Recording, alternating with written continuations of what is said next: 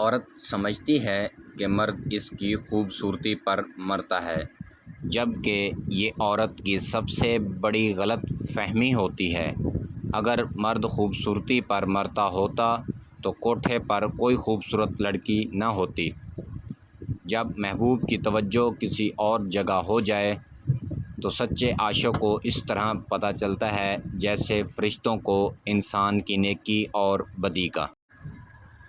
عورت اگر مرد کے جسم کے دو حصوں پر نظر ڈالے تو سمجھ جائیں کہ اس عورت کو اس مرد سے محبت ہے۔ آنکھیں اور پیشانی۔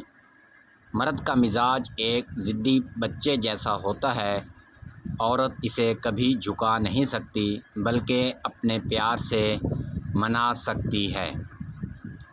عورت کو سب سے زیادہ نقصان عورت کے ہمدردوں نے پہنچایا، کیونکہ یہ عورت ہی ہے جو ضرورت کے وقت اپنے والدین کا بیٹا بھی بن سکتی ہے اور اپنی اولاد کا باپ بھی۔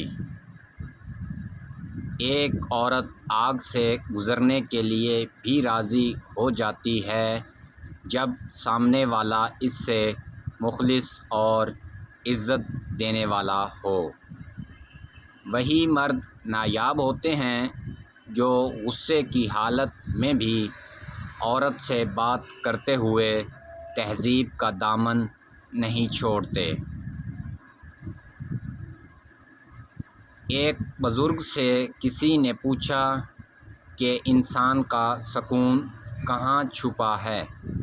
تو جواب ملا کہ اگر غفلت ہو جائے تو سجدے میں اور اگر غلطی ہو جائے تو توبہ میں۔ بوجھ میں اگر محبت نہ ہو تو بے شک ایک تنکے کا بھی ہو برداشت نہیں ہوتا۔ کمزور موقعوں کی تلاش میں رہتے ہیں، باہمت انسان خود مواقع پیدا کرتے ہیں۔ علم کے بغیر انسان اللہ کو نہیں پہچان سکتا۔ جب آپ عروج پر ہوتے ہیں تو آپ کے دوستوں کو پتہ چلتا ہے کہ آپ کون ہیں، اور جب آپ زوال پر ہوتے ہیں تو آپ کو پتہ چلتا ہے کہ آپ کے دوست کون ہیں۔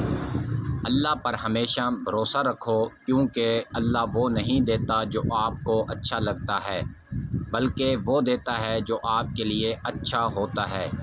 انسان کی آزمائش جتنی بڑی اور مشکل ہوگی، انعام بھی